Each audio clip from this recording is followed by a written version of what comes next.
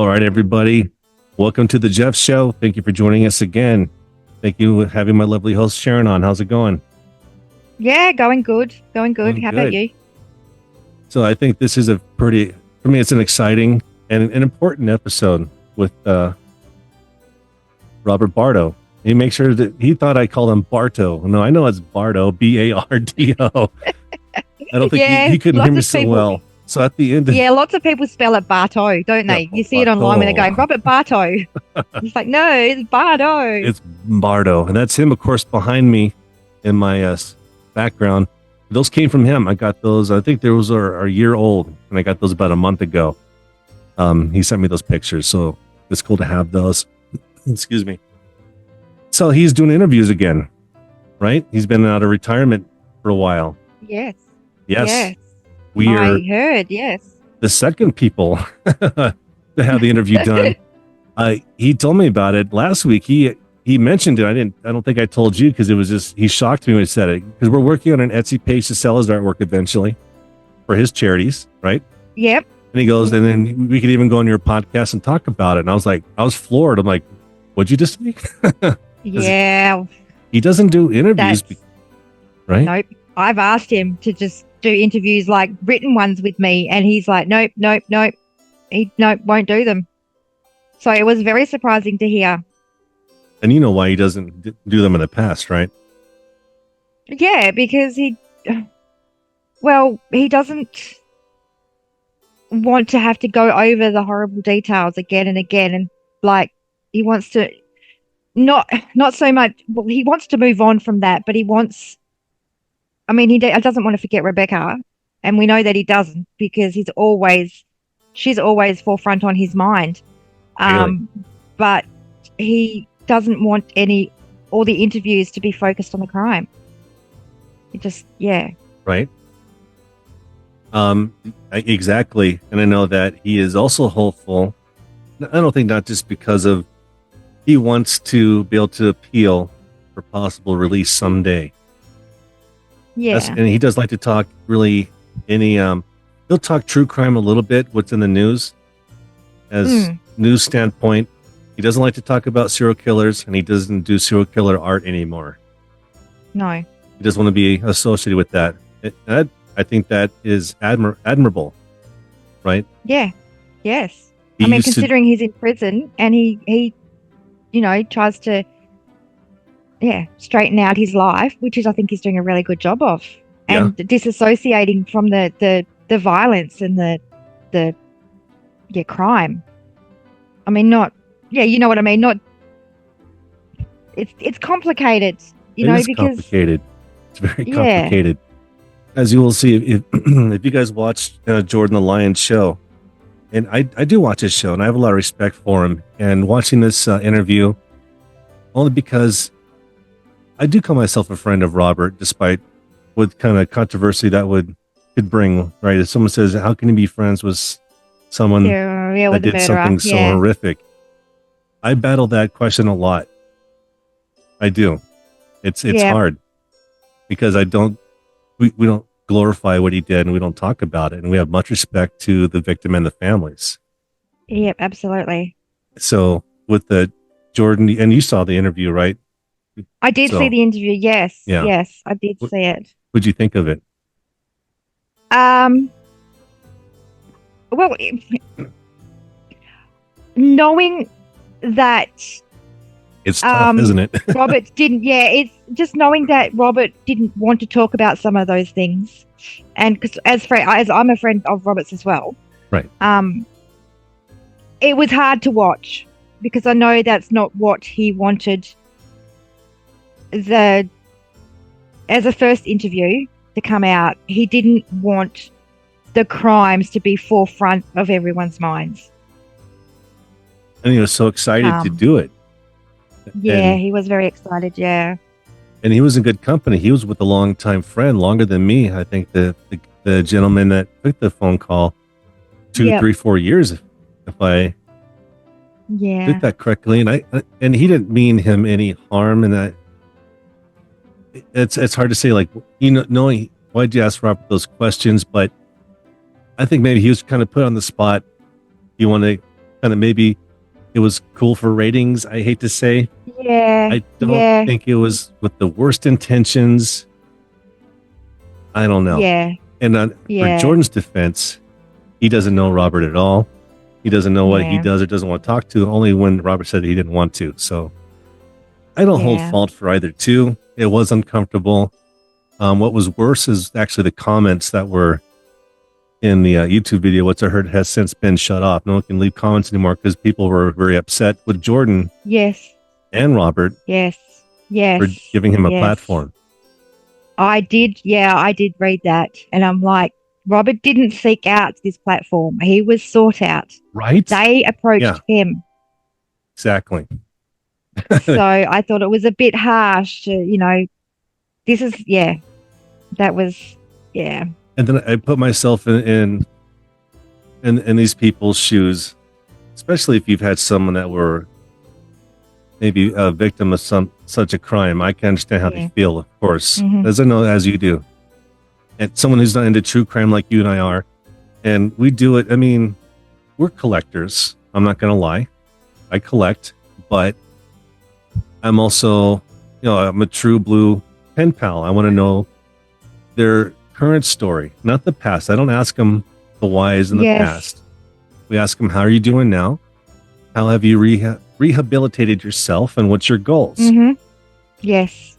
Because I feel as horrible as their crime was, they can also be a learning tool for our youth, for ourselves, on what not to do and how to. I mean, what's your thoughts? I can go on about that. Absolutely. I mean, I'm the same. I collect as well. And when I do start talking with an inmate, I don't want to know about the crime. It is all over the news. If you want to know, just look it up. You don't need to ask them, because all the details are out there for you to see and read. So I don't feel the need to rehash all that. But I like to dig deep and learn about their upbringing, learn about what may have triggered that behavior or what may have triggered the incident, and then of course what is being done now to make amends and to rehabilitate, because I am a firm believer in rehabilitation. There is obviously the small percentage of people that cannot be rehabilitated. They're broken. There's no fixing them, and you can generally tell which ones they are. If you write to them, you'll for sure pretty quickly click on the fact that they don't want to change, and if they got out, they would go back to the same ways. But Robert is he's a sad story, to be honest. Like, he didn't have a bad upbringing, but his crime came from just misunderstanding and he wasn't socially aware of the situation. Do you know what I mean? Like, he thought at the time that they were in a relationship, or there was a feeling there because of words that he took the wrong way, because he hasn't had the experience of at the time of dating. So this was his first experience of being liked by a girl, and that led to a whole lot of issues. And I think I made a comment on that other podcast, the gun, would he have committed that crime if he didn't have access to that gun? I mean, he would have gone to the house still.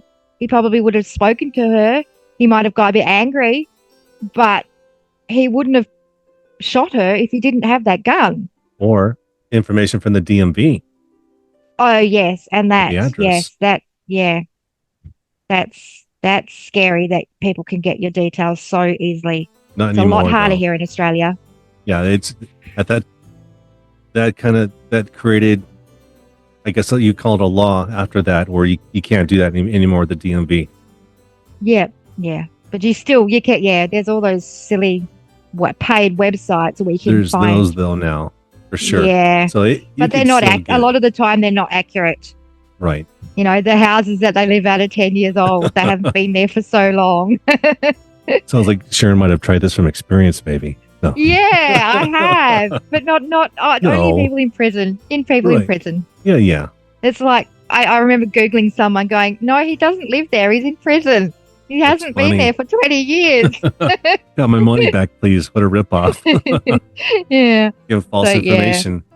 Yeah. No, I agree. And so Robert and we actually both grew up in Tucson, and we were there around the same time period. So when he and I will talk about, he's given me his addresses so I can do a Google map so I could see where he used to live, so I can kind of play the whole story of his youth. I even know the intersection where he was caught. I know where he used to work.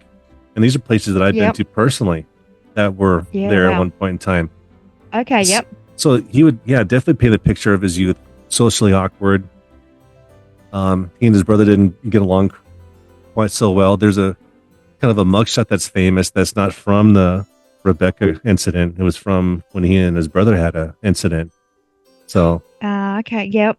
To me, he's always looked like an older person. Even when he was in his teens, he looked like a man, right? Yeah, I think that, like those even in the court ones, the court photos, he doesn't look like a confused young man. He does look a lot older.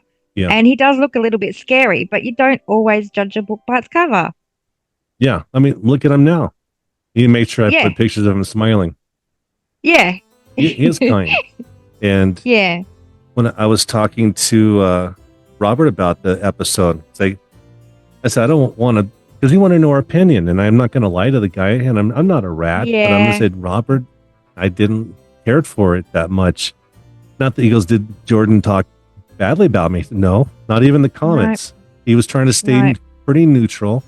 Even Jordan said things to me like that we say, if Robert was on the news, people are not going to attack the newscaster or the channel that gave Robert a platform to speak, because they're respected journalists. But if someone like ourselves, I mean, Jordan is a big YouTuber, he's got a lot of followers. But if we bring it down to you and I, who are just kind of starting out, and luckily we have small viewers right now, so no one's going to give us any hate messages because nobody knows about us yet. That'll come a year later. People will comment. Yeah. Because I don't talk bad about anybody. No, we try not to. Yeah. And that's also behind the scenes, what you and I talked about for the show, making a decision on things to not talk about in the future. Yep. I don't talk bad about people. If I don't like someone, I move on and mind my business. Right? Yep. So, I mean, we are a true crime channel. That's what we talk about, true crime, as there's thousands of them. We're not unique enough to be attacked. Either is Jordan. I don't think he does a lot of true crime. I don't recall. He might have done like revisit certain places. I don't recall, but that's different than having someone call in. It brings the crime to the forefront, which I get. It's stressful for people. Yeah, I think the audience was it was the wrong audience to put that interview on. That it was the shock value for a lot of them. They weren't expecting that because the content is more family orientated, more fun. Like, I mean, I haven't watched a lot of his YouTubes, but I watched the last one of the fair. Yeah. And it's family orientated. It's wholesome, sort of wholesome content, and to just throw this one in there out of the blue was. And he did warn them, because I thought the title of his episode was a little clickbaity, but that everyone does it. Yeah, of course. But he did say this might shock you, so he did warn everybody. He did warn. Yeah, no, that's true. Yeah, and it's fair enough. But still, that people might think, well, that he's just saying that to get me to watch it. But in this case, it was a little bit of both, I think. Right? Yeah. So. Yeah. I mean, the episode itself was fine. There was no.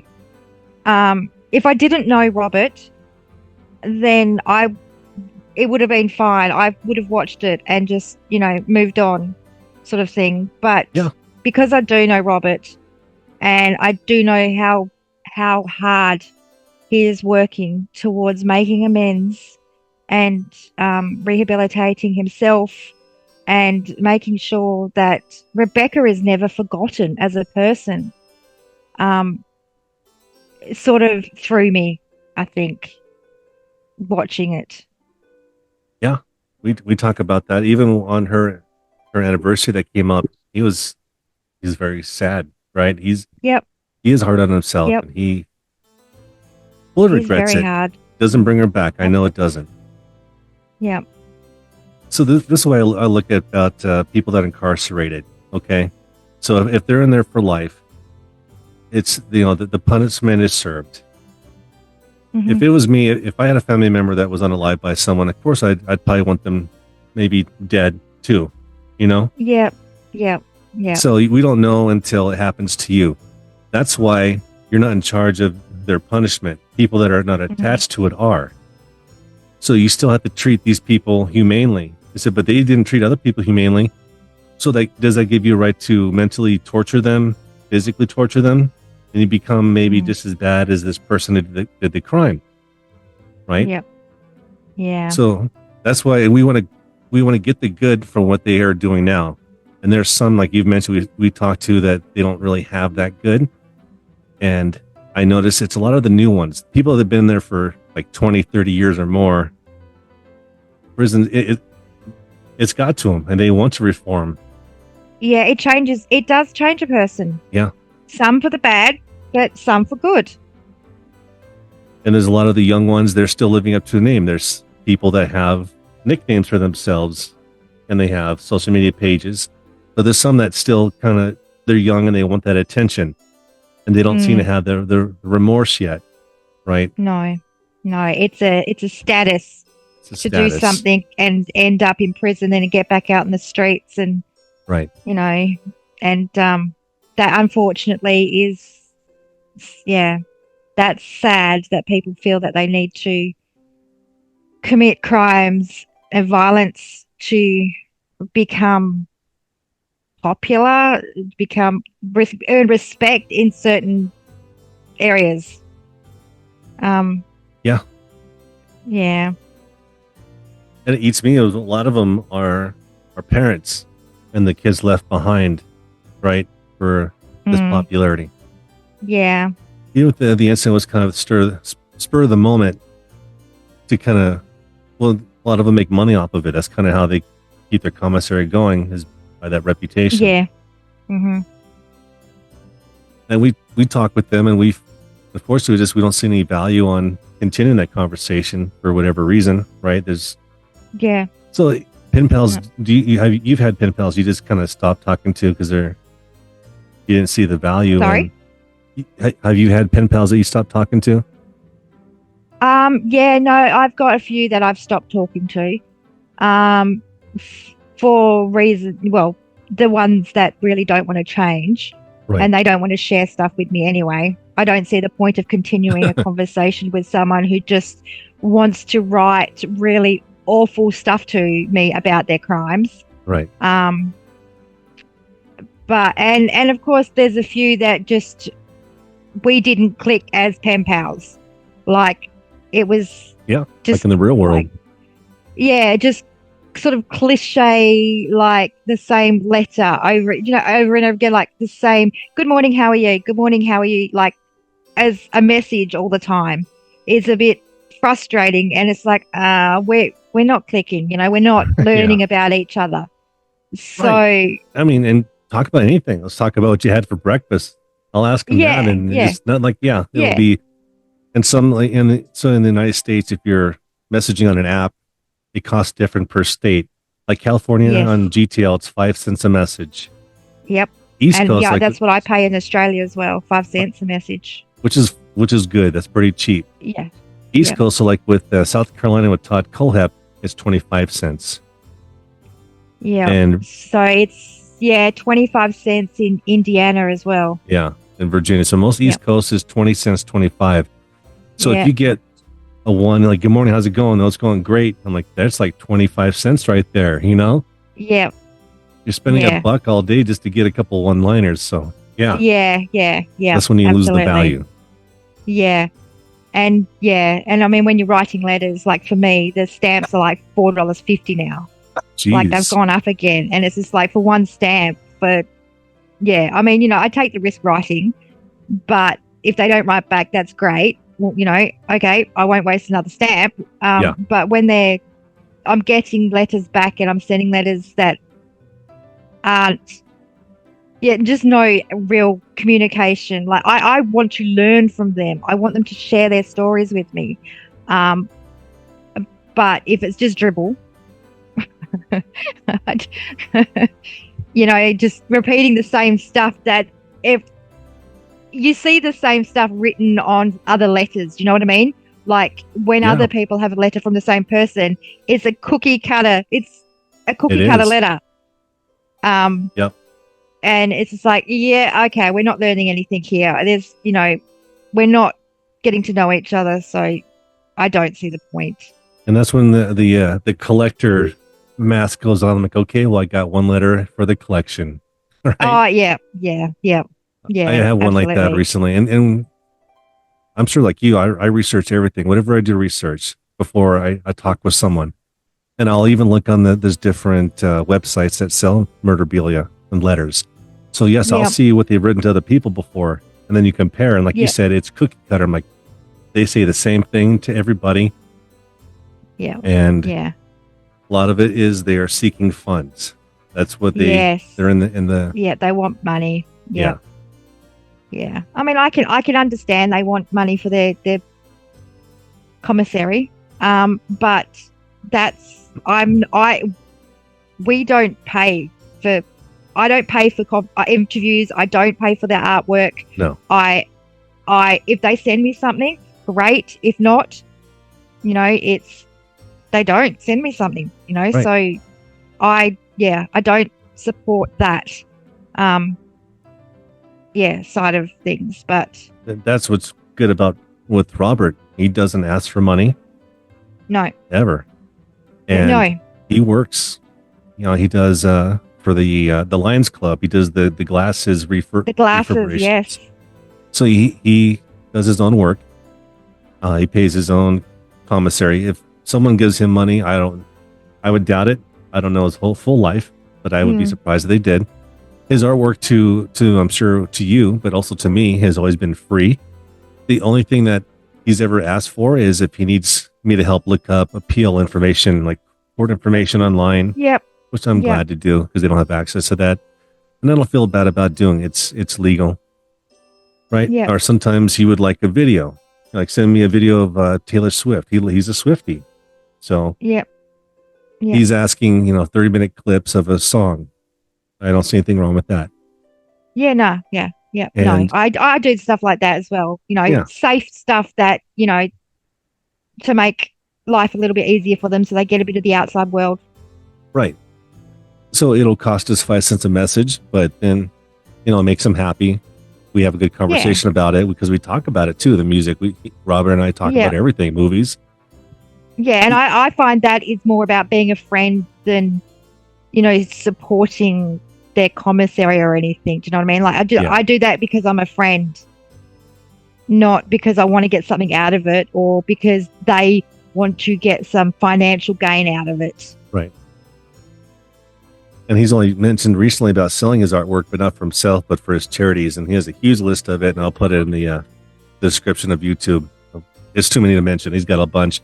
And he does talk about in the interview that I'll attach to the end of this episode, which is pretty good. Yeah. And no, I remember when I first started talking to Robert, he had made a donation to out of his money from him working to a women's shelter. So I was very, very impressed that he was, using the money that he worked hard for, not on commissary, but on victims, giving to charities, giving back to the community. I mean, he's doing it while he's in prison. Imagine how helpful he'll be if he got out. He could, be a hard, worker and be doing building stuff for, poverty. What's the word? Over here we have prisoners that go out and do some community service and stuff, and they'll build park benches and stuff like that for groups. But there's so much he could be doing. There is, and I know if he gets out, he will spend the rest of his life trying to make amends. That's what they call the $1 million question. And they asked Robert in the interview, "Do you deserve to be let out?" And he stumbled on that. And I think it's sad people called him out for stumbling on that, because he was really thinking about it. He deep down, I don't think he feels that he deserves it, but he's human. Yes. Right? Mm-hmm. What's the guy supposed to say? Yes, of course I deserve to come out. He can say, honestly, no, I'm going to leave it to fate. I don't deserve it, but I want to do good in the world. Mm-hmm. He wants to be a functioning member of society. If someone say, do you think that Robert would deserve to be let out? He seems reformed. I'm not his, I don't know if he has a psychologist that he would still talk to. I'm sure he would be evaluated if he was even at that level. Yeah, they would do risk management assessments before going for parole. Obviously they wouldn't release somebody who was at risk of reoffending. And his crime, there's no way he's going to commit that type of crime again. No, no. He in fact he says he sees the errors of his ways. Because what kind of triggered him was her in a film, feature film, and there was a love scene in it, and that triggered him, right? But now he sees that's just self-expression of that person to be allowed to do that in movies. So he tries to. If he had an obsession with somebody, he already trains himself. He's gone through a lot of the grip training that he's been through, and he even leads his own support groups. I think he works with the youthful gang members in prison. I think he leads them. Yeah.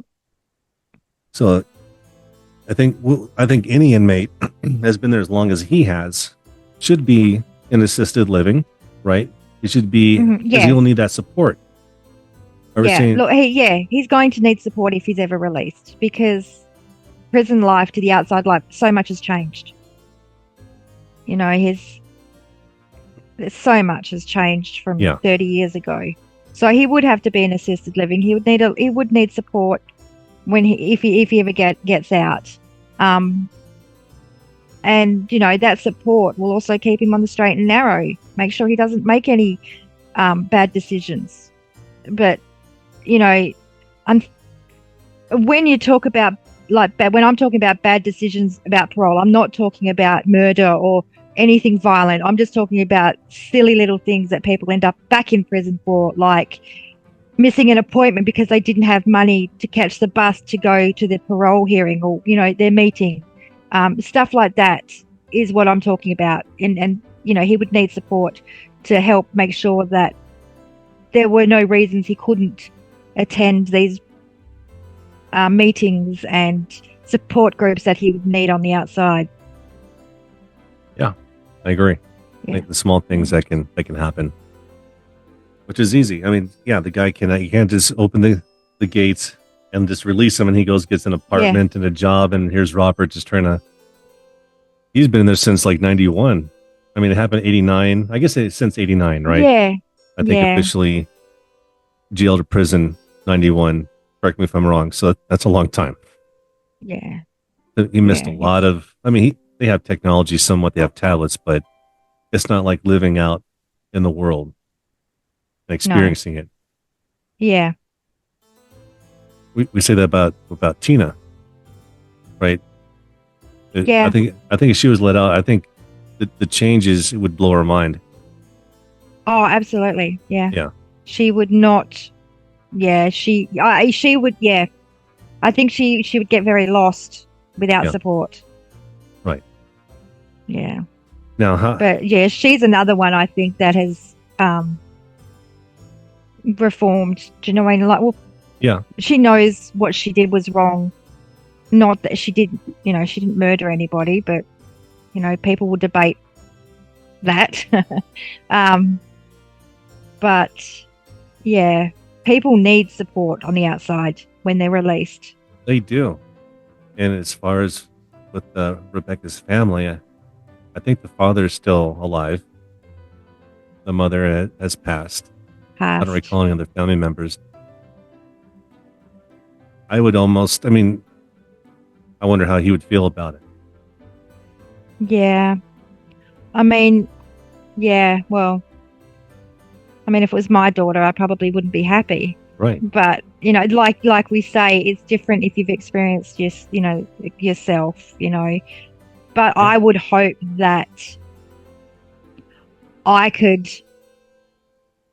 see past the fact that this wasn't a hate crime. Right. This was a just sad, confused crime. He's... Yeah. Yeah. Yeah. Yeah, I'd hope that I would be able to see past that and try. A lot of people try to forget. Like, you sometimes see people have forgiven their murderers. They've forgiven their person that has murdered their child. Yeah. Sometimes they do. They see God and they go, God would forgive. And some people can do that. Can't remember who it was. There was recently I saw something. I don't know who it was, but the victim's mother was friends now with. They communicate and write letters to each other. It communicates with the perpetrator. That sounds familiar, and I can't think of it either. Yeah, it's very surprising, but I guess it can, for those that are strong enough to do that, it can help with closure, understanding why your child was chosen by that person. Do you know what I mean? Like, why it happened. Not just... We can almost do a comparison. So, the Slender Man case with Morgan Geyser. Have you been keeping up with that? Yeah. So, I haven't been keeping up with it, but I know the story. Okay. Is there new... I think it's slightly different where they attempted to kill the young girl, but luckily she survived. So that's where it differs from Robert. And when Robert had his crime, he was 19. And when these girls, I think they were early teens, maybe 13 or 14 years old. They were young. Yep. It seemed like it was planned. And she's being released into protective custody. And it was almost going to be, I don't know if anymore, but it was going to be about 30 minutes from where the victim currently lives. And that caused a big controversy, obviously. Like, they're going to be released for one thing. How do they feel about that? Probably upset. Yep. And then being like, you're going to be about 30 minutes away from me? I mean, how? Yeah. Yeah, no, see, that's... no, that's not taking into account the victim's rights. She shouldn't have to live so close to someone who has harmed her in that way. Right? That's crazy to think that. And the judge, I know they have to maybe be impartial to it, but when they were talking to him about it, he didn't seem like, he didn't go like, oh, what the fuck? Seriously? Yeah, no, yeah, of course we will not have her go that close. But they're like, so this is going to cause a concern? I'm like, don't you think? Yeah. Would you want that person living that close to you? So compare the two. It's a female in her 13, a male that's 19. Yeah. You think that he's seen the more harsh because he's male and he attacked a female? I mean, is there... Yeah. Well, there's always going to be... people are always going to look harsher on adults hurting women because men, it's like the DV, domestic violence, and there's just so much violence around. I'm just losing my brain here. There is a lot of violence, men against women. So, and as kids, we can forgive that and go, oh, but they were kids, they didn't know any better. Right. They believe what they see. They impressionable young minds. But Robert's an adult. Yes. He knew better. He should have known better. No, he's no. You Legally an know. adult at 19, but if you think back to being 19, I mean, how responsible were you? I was in college doing stupid Yeah, things, you know? I was pregnant at 17. That's not Wow. very responsible. Well, but I bet you grew up pretty fast right after that. I guess I did. I did grow Yeah. up really fast. And I But think women are more mature yeah. than men, and they mature quicker. Yes. Yeah. Women do mature earlier than men. Yeah. Yeah. But what I find strange is, you know, in America you have to be 21 to drink. You Yeah. but you can get a driver's license at 16, is that correct? Yes. Yeah. And you can't vote until you're 21. Is that right? I believe it's changed. 18 is no longer the age for smoking either, or Yeah, okay. legal marijuana. So you can drive a car which can kill someone. This vehicle that can mow someone down. Yeah. You know, it's conflicting. It's conflicting information on whether you're an adult or still a teenager or, you know, a young person. Like the age here is 16 and 3/4. And I think it's been changed to 15 and 3/4 maybe for permits. But 18, voting, smoking, drinking, everything's pretty much 18. Except for sex. You're not allowed to have sex under the age of 16. So you're generally meant to be 16 before you can have sex. But no one listens to that. People. Yeah. But yeah, there's so much confusion in America over when someone is an adult. And it varies, I think, by region too, by states. Southern states, yeah. Even the age of consent seems to be different and younger. And yeah, actually, it is. I think one of our states is 17. Yeah. For age of consent for sex, which is confusing, and I'm always wondering what happens if two people are dating in WA and then go to this other state. Are they going to get done for one? The older person get done for the younger one? You know, like yeah. Yeah. That's where they did it. Yeah. But yeah, so it is confusing. And yeah, unfortunately for Robert, you know, he's sort of 19, man, white male, who looks older and committed a high profile crime. He did. It was huge. It still is. People, as you say, Robert Bardo, not Barto. If you say his name, they may not know it. But then if you say Stalker, Rebecca Schaefer, my sister Sam, like, oh yeah, I've heard about that guy. There's even a book. I don't think I have it around. It's Murders in Tucson. So he's in there. He made that book. Bardo's mentioned in some of my studies. Yeah. Under when they talk about stalkers, Bardo's name comes up. It's because his crime had a lot to influence the stalking laws. Yes. They asked him about that during the interview, and he's not so sure. He goes, well, I think that might have been the cherry in the cake that really got the stalker laws going. He's not sure if that was what completely he's created told me that it didn't. He wasn't responsible for the crimes coming about. But from what I've learned from my studies and stuff, it pretty much points. You know, his crime really put everything into focus, and that is why they came. Yeah, and that's why they came up with those laws. Yeah. So. Exactly.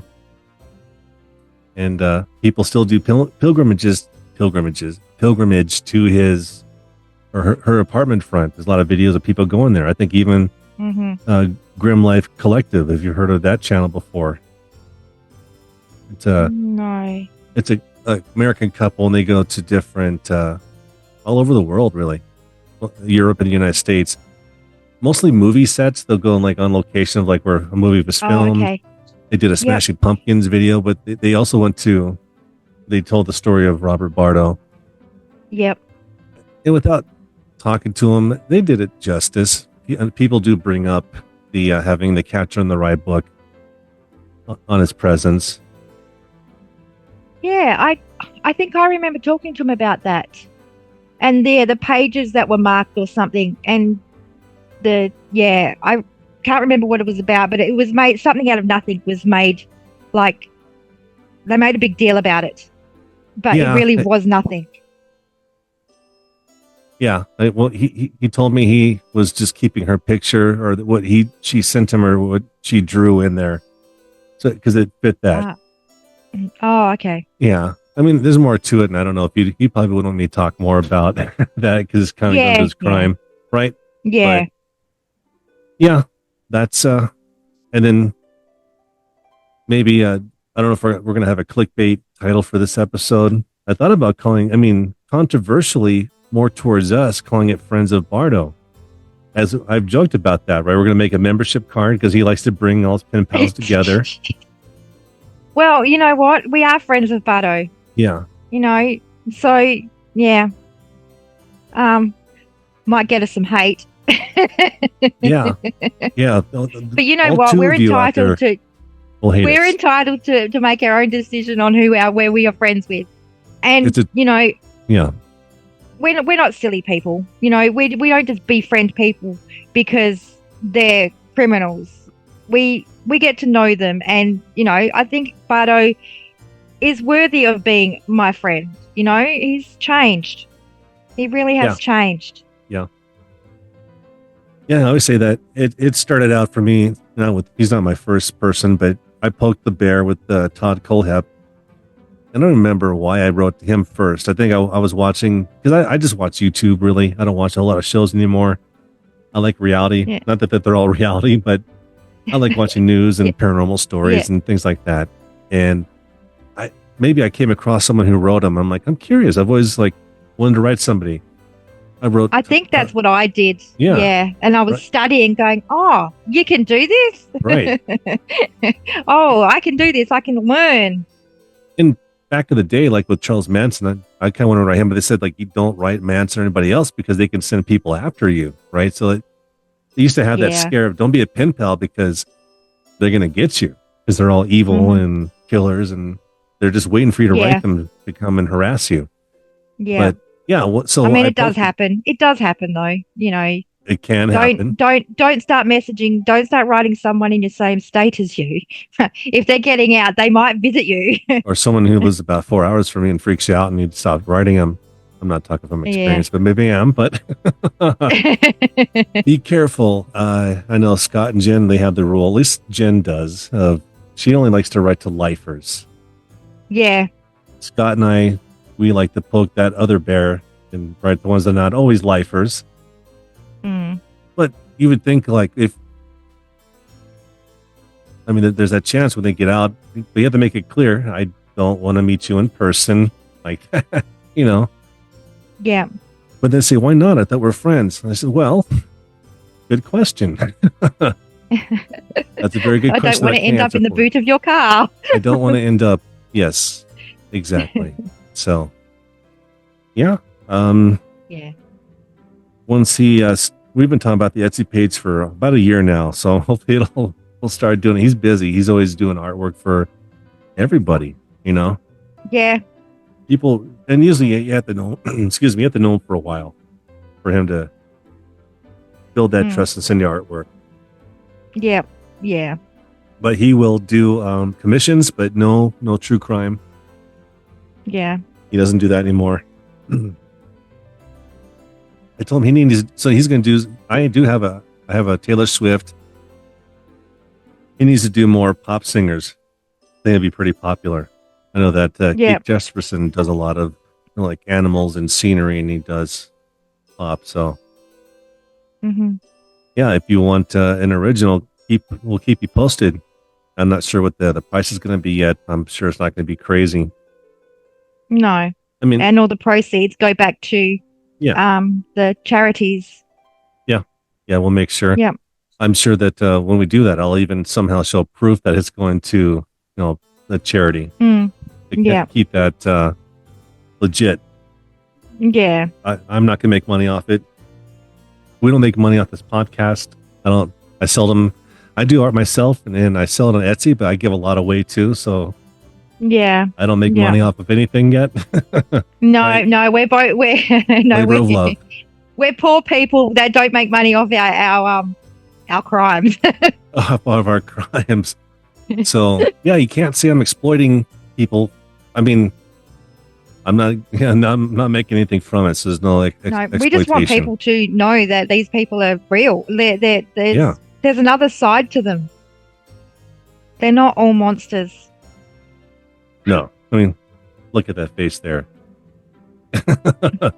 Right. And the grimace. the grimace. And he's shaved his head for a long time. Yeah. It looks better with the shaved head, I think. Yeah. It looks, less, yeah. Yeah. Yeah, and those early Corbin pictures, he must have been playing it up too. He was young, right? And he's getting attention. I think that's what a lot of it is. They're young. Yeah. They're finally getting attention. He mentions, being close to his parents. I think he's close. It's white and Japanese, right? He's mixed. Yes. I don't think his mom, he says, speaks much English, and he's not sure of her living status. I don't think he's heard from his dad in quite a while. No. He did ask me to reach out and see if they were still among us. Right. But I haven't even had the time to check. And to be honest, I don't want to find out and give him some bad news. If it's bad news. Yeah. And he's, how old is he? He's in his 50s, right? 55 maybe? Yeah, no, I think he is, 50 something. Yeah. They might still be around. So, hang on, 70. Yeah, he's 55. If he was 19 in 89, then he was born in 1970. Yeah, so 30, around 55. Right. Yeah. There you go. Well, so again, we're going to have the interview I did with him. It's about 30 minutes, phone call. So we'll put that at the end of it. And I know I think he's going to do an interview with Scott and Jen. And they're going to mute the title of Sex, Love, and Serial Killers for him because that bugs him with doing podcasts. I think they're going to call it something different. Yeah. He mentioned Revere. He might do an interview with Revere. So, and I know all these folks will do him justice because they're all part of the true crime world. Yeah. And we're going to give him, again, you're watching us because we're a true crime podcast, right? So you know what you're getting into. So don't give us any shit because that's why you're here. Yeah, absolutely. Yeah. And I'm sorry, and it's not gory enough, but we just want people to know these people as people. Yeah. We don't. Yeah. So we want to. Yeah. He's go listen to old interviews, listen to an expose in YouTube. If you want the nitty gritty, and you can guarantee about 90% of it's not even true, anyways. But come to our Facebook if you want to talk about it. We're at Facebook, The Jeff Show. Isn't that a crime? If you want to talk about it, we're there on YouTube. Leave a message if you want to talk. If you have questions, we're here. We love. I think you and I could be on here for like 5 hours, just talking about shit. Yeah. We're quite often still here after the recording finishes. Afterwards, and I said, shit, we should have had that on the show. Like we have shows, we have like 50 that we should have recorded. And you guys missed out. Yeah, absolutely. Yep. All right, Sharon. Thanks again for coming on and talking about this. Hopefully, he's hopeful. So. He's willing to do more. He's looking past all the negative comments. And he goes, they're right to say that. And he's going to keep positive because he wants his message out. So he's not going to stop. But if you start asking him about his crime, then you're going to scare him off. Yep. All right. Well, until next time, I'm Jeff. I'm Sharon. You're Sharon. And this is The Jeff Show. You think Should we keep the name The Jeff Show? I mean, it's not really The Jeff Show. It's just, you think we should? I don't know. Oh, well, yeah, we can think. We can brainstorm. Yeah. Yeah. Anyone got any ideas? Hit us up. Let us know. Because really, it was just I was just trying to tweak the logo for the moment, and that's how it's known. But it's not The Jeff Show. We could call it the Sharon and Jeff Show. Let's add your name to it. We can just call it "Isn't It a Crime?" Isn't it? There you go. Problem solved. Yeah.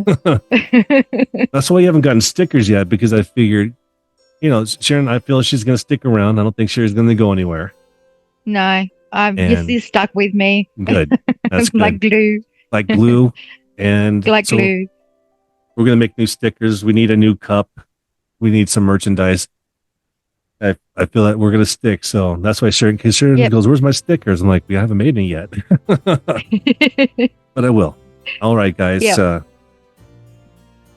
Bye. Nice talking to you. Bye. You have a prepaid charge for this call. To accept this call, say or dial 5 now. Thank you for using Global Link. How you doing, Jeff? Hey, Robert. Thank you for your patience. I know it took a moment for that call to go through. Yeah. I know it can be frustrating. So, yeah, we're recording now. Already did the intro. Okay. All right. What's going on? We're talking about your artwork, right? Okay. Yeah. I started it in prison. People on the outside correspondents started writing me. Strangers started writing me for art. Before I knew any better, it was notorious criminals and stuff. Right. Doing it back then, for like trading favors, because they would look up stuff on the internet for me. So that's the reason why I did it.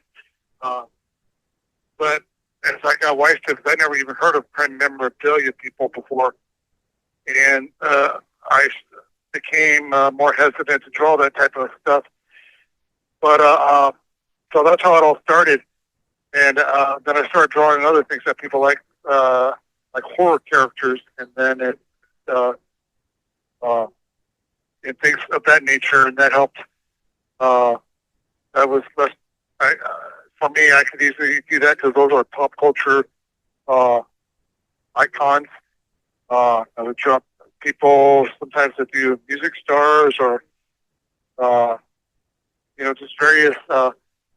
Maybe it'd be cartoon characters or what, but it's just something more palatable that I could handle, and that's why I started doing it.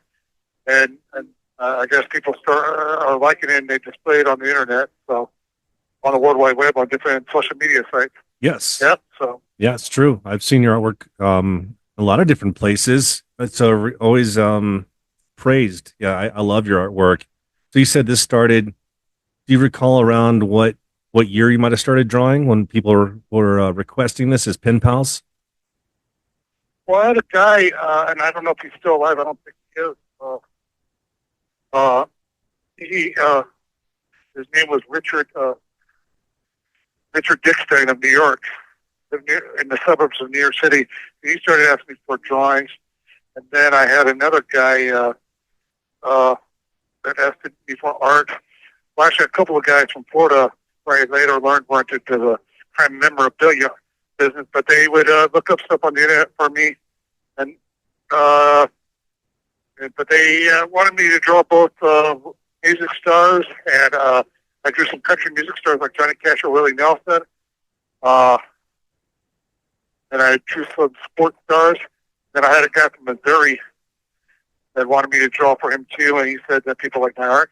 And I thought when I drew art, inmates would see me draw horror characters like Freddy Krueger, or Jason Voorhees from Friday the 13th, or Chucky from Child's Play. Then they would want to buy some.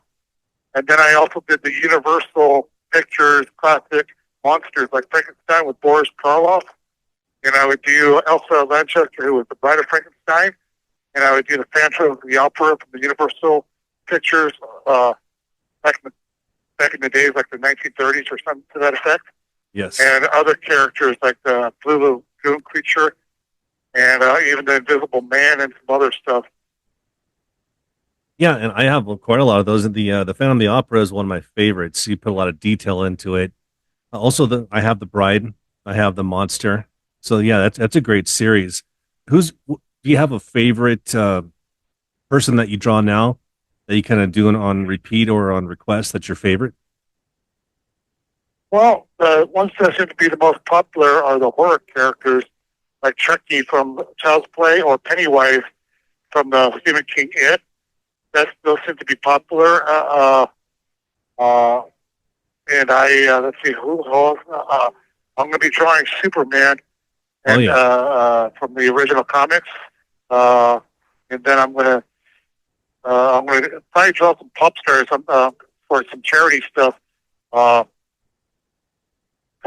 Etsy, you and I both have a thing where we're going to do, like, I'm going to draw Taylor Swift and probably some other pop stars, like maybe Olivia Rodrigo, Billie Eilish, and any other pop stars, maybe some country singers, and just see what people respond to, and try to raise money for the Marjoree Mission Center in Fresno, or the Open Door charity in which is domestic violence charity in Bakersfield, California, and or the Fresno Mission, or the mission in Kern County in Bakersfield, or even some pro-choice charities for abortion rights, because I support pro-choice, and also for the Guiding Region to Power Restorative Justice Program that I was part of, and which is griptraininginstitute.org. And then tribe member Grit Peacemaker, tribe member of tribe number 884, and then I graduated September 11th, 2024, and then also for the Lions Club International, who I work for, the Lions Insight program, the eyeglasses. I'm an eyeglass refurbisher. I've been doing that since March of 2022, and I help assist with that. I'm one of 4 guys who do that. And we also work along the guys who do the Braille transcribing, and there's like 3 of those guys doing that.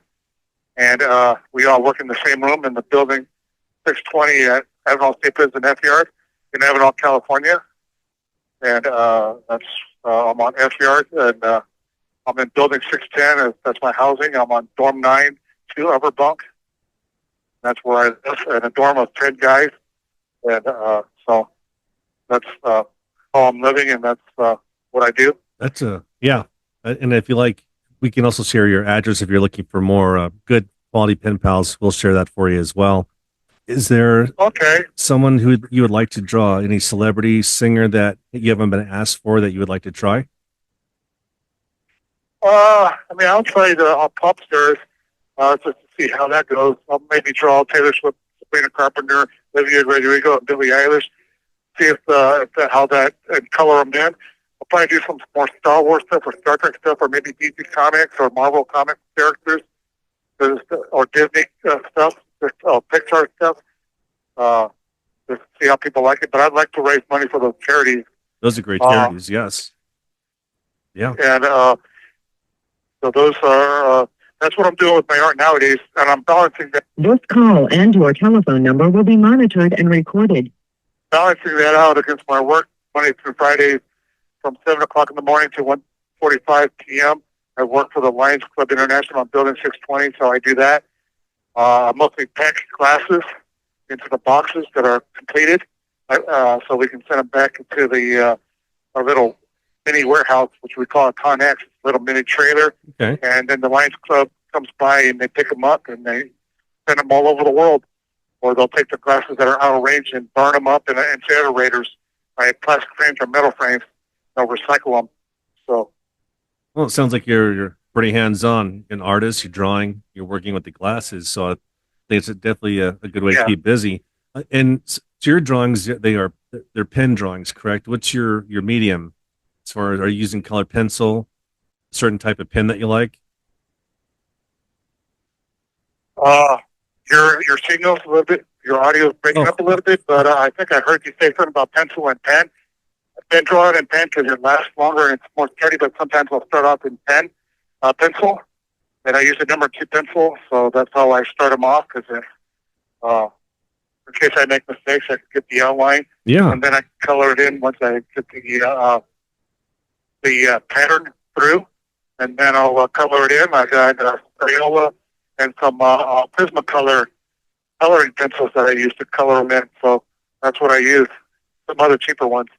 Oh, that's cool. Yeah, Prismacolor is really good. And like you said, it's good to start out with pencil.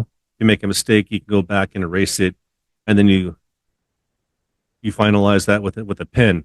Have you ever made any paintings before? I don't think I've ever seen any.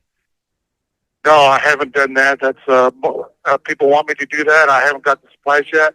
I have to find my order form and get. I've got some Dick Blick catalogs because that's the only vendor for art supplies like that Okay. that allow that.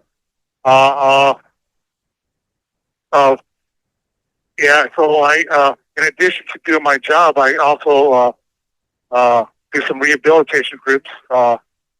Mostly, we got two major areas where we do that. The hobby room, which is on our yard. Every yard has a hobby room, and I do a lot of groups there. Or I'll do, and then in the what is called the SAP building, the SAP building, where they hold a lot of during the weekdays they hold morning classes for rehabilitation. It's called the ISDPT program, and I also do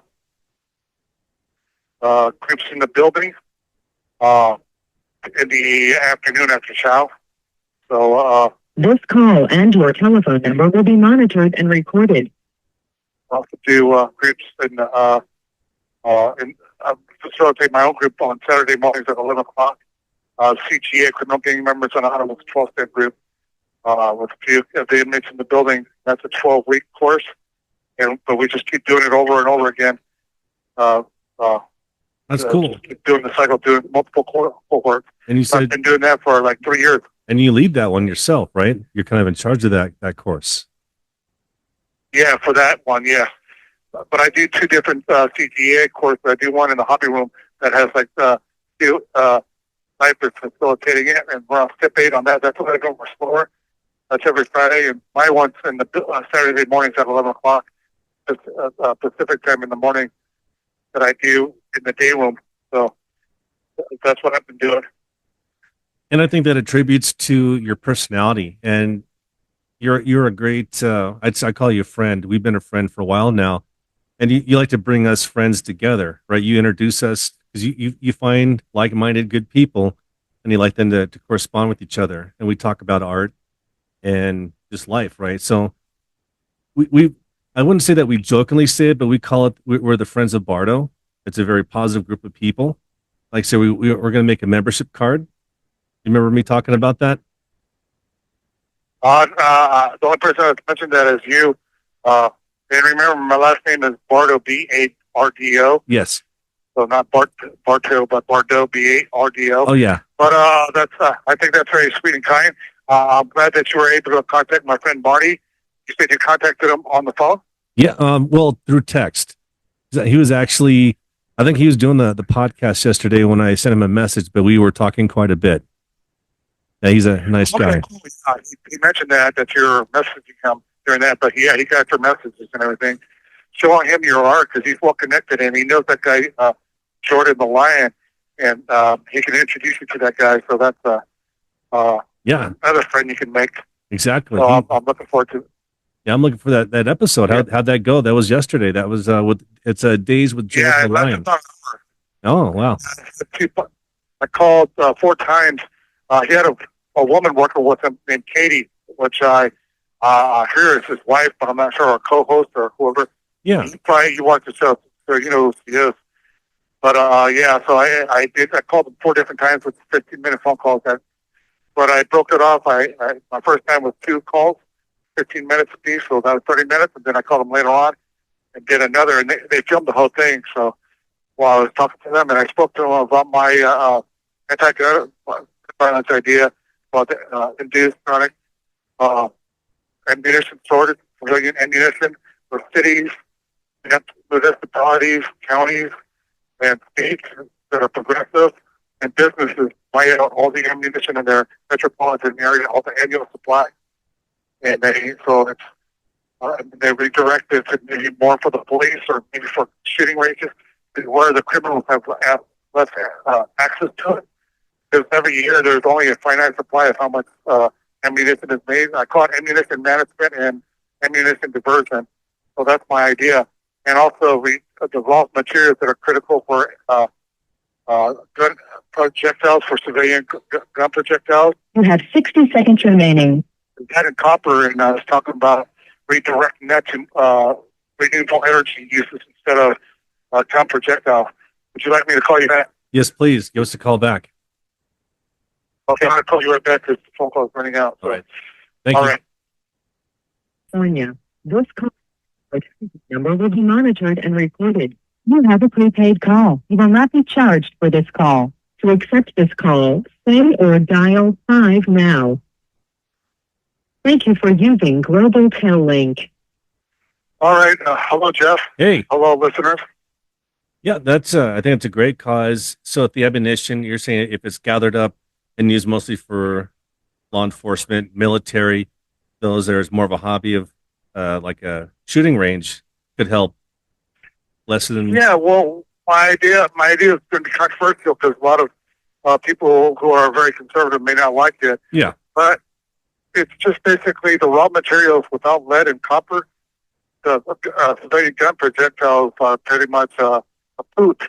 Those are critical for civilian gun projectiles. So redirecting the lead and copper to renewable energy purposes, like lead for solar lead batteries for photovoltaic solar energy, and for the copper to be used for like more wind turbines, because they use like 36 tons of copper per wind turbine. So, it could have more beneficial uses than rather being used in gun massacres or gun tragedies that we hear on the news all the time. Right. And that's my idea. It's like the Bible says, swords to plowshares. So this is my swords to plowshares adaptation of that, turning the raw materials that are used for bullets to that are causing all these gun massacres to preempt them and do a preventative strategy of redirecting those raw supplies to more beneficial uses like renewable energy, because lead and copper are not as abundant as aluminum. In fact, in the Earth's crust, lead is less plentiful than copper, and both lead and copper are not even in the top 18 of the most plentiful elements in the Earth's crust. So, and they could. This call and your telephone number will be monitored and recorded. They can have more beneficial uses, creating renewable energy. So that's my idea, is to redirect it, rechannel the lead and copper from being the raw materials needed for gun projectiles, big gun projectiles that cause all these innocent massacres, into renewable energy foundation for that, for the metals that are needed for that, like lead for more solar lead batteries, and more copper for like wind turbines or for electronics or things of that nature. And right now, Trump is doing a tariff on copper, which might raise the prices too. But that's some of my ideas. I'll work that out more later. We'll discuss that more later. But that is something I'm exploring and trying to get my ideas out to the world on that. So, no, those are great ideas. Where do you get your inspiration from? Do you do a lot of research? Do you have a library there? Well, no. What happened was in 2012, and actually early 2013, I had an inmate who was with me at Ironwood State Prison in Blythe, California, on AR, and he was telling me what about gun ammunition, what critical metals are needed that makes the firearms, civilian firearms work. And he said that they have to have lead and copper at the front so they go through the barrel. That's important. He said those were critical. Other metals could work, but they're not as plentiful, or they tear up the barrel. So that's why lead and copper are so important for firearms. And then I saw on TV on Channel 9 News, KCAL 9 in LA, while I was at Ironwood State Prison, I saw a story in early 2013 where a guy, I think a police chief, I think it was Washington State, but I'm not sure. But he was showing around his armory, how it's nearly empty. And he said it's because people were buying up all the ammunition because they feared some gun control after the Sandy Hook tragedy in Connecticut, Right. Newtown, Connecticut. And so I thought about that, and I didn't realize that civilian gun ammunition can have shortages. And then it occasionally happens every now and then that there's a finite supply of it. And even though there's billions and billions of bullets made every year, it could be rechanneled into something to where it creates shortages, so it's not used to harm people. And that's just because recently the Ninth Circuit Court of Appeal, a federal court, ruled that the California initiative that made it where you had to do background checks for versus gun ammunition, they struck that initiative down. So a lot of people are buying gun ammunition now again because they can without doing the background check. And so that's why I see that as Achilles' heel to the gun violence problem is the ammunition management and ammunition diversion. Because if you get control of that, because you can't confiscate all the guns in the world, but you can go after what guns need, and that's ammunition. And my idea is to redirect it or rechannel it, and to preempt the violence by rechanneling the raw materials to more beneficial uses than being used for, like the lead and copper, to more beneficial uses than rather being used for violence. Swords to plowshares, like the Bible says in the Old Testament, in the book of Isaiah and the book of Micah. I think it's Isaiah 2:4, and the book of Micah, Micah, chapter 4, verse 3. It mentions the swords to plowshares in the Old Testament in the Holy Bible. So that's my idea, swords to plowshares when it comes to civilian gun ammunition, turning the raw materials into more beneficial uses, especially the lead and copper in the projectile part. So, no, I think that's a good source. It's a lot easier to maintain the ammunition, how it's used, other than guns, right? Ammunition's a lot harder to make. Guns are still easier to find in the black market. So I like these ideas. Yeah, so that's my idea. I'm hoping to get it out, and I appreciate you putting it on your program. So get some feedback from people and see what they think. And I hope you're able to link up with Jordan the Lion, and maybe he can help your program get more promoted, because he's got 385,000. You said something like that. It's quite a few. Yeah, I've been watching him for quite a while. He's a great guy. I enjoy his content. He's not too sensationalistic, right? No. He seems very down to earth. Oh, yeah. Very good guy. Okay, cool. Yeah. Well, I'm glad, because I spoke to him, and Jerry Lee knows him too. So okay. He watches his programs too. So I hope you work with Marty. See if you meet up with that guy. Maybe that guy can give you tips how to help your podcast get more, visibility, promotion. He can give you tips. Maybe interview you. Yeah, exactly. Yeah, we're open to. And interview Sharon and Jonathan Doe and Genevieve on his program. So, see if you can work that out through Marty. Pitch that idea to Marty. Okay. Now you can talk to him all you want. Now that Marty's a very cool guy. He's down to earth. He's a gum surgeon in the Boston area, Massachusetts, and he collects a lot of stuff. He's in his big, huge home, and he's very well connected to people, and he knows Jordan Lyons for 2 years now. So, connect with him, and he can help you. 100%. I was enjoying speaking with him. He's a very, very polite individual. He's very open and very grateful. So, yeah, and I've seen his website. I think he's got a lot of wrestling memorabilia. Yes. Yeah, he's got a lot of good stuff. And kind of going back towards at the beginning, we were talking about the Etsy shop that you and I are going to start. You're going to be selling your artwork there. I know you're busy, but when you have a chance to create some artwork, will you also be open to commissions if people want something that's reasonable, that's not the true crime kind of thing? Yeah, that'd be great. Yeah, we'll work that out too. Yeah, and just take contact with Marty and show him your art. Did you tell him about your art and your Etsy stuff?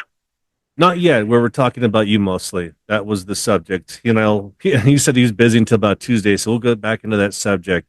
But I was excited that you're, back into doing interviews.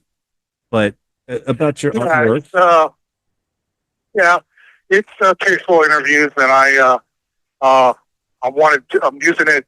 I'm basically doing all these podcasts because I'm trying to promote my art to do the cause that I'm trying to do. The cause that I want to do, I'm trying to do something beneficial. This call and your telephone number will be monitored and recorded. Gives me something useful to do instead of moping around. I try to do all my rehabilitation programs. I try to do the stuff on the tablet, the rehabilitation stuff. yeah, But this would be something that's actually real. I mean, I make some donations to charities and everything, but I want to do something with using my art to help too. And I know people enjoy it. So, oh, by the way, did that guy from Canada ever contact you? Because I gave him your no, and or the lady from South Carolina. neither. I gave her your information. No, Neither did. no, neither Okay. did. And I did receive your 2 letters in the mail Saturday, so I got your letters. Thank you.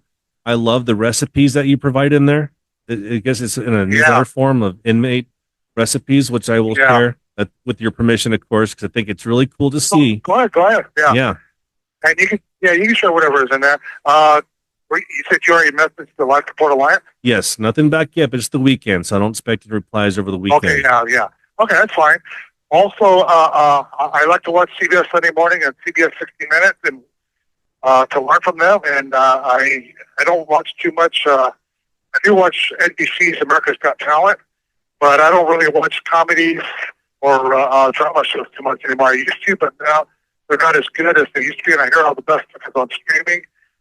So I just focus on music. I listen to all these stations on onepodcasting.com /KYNO.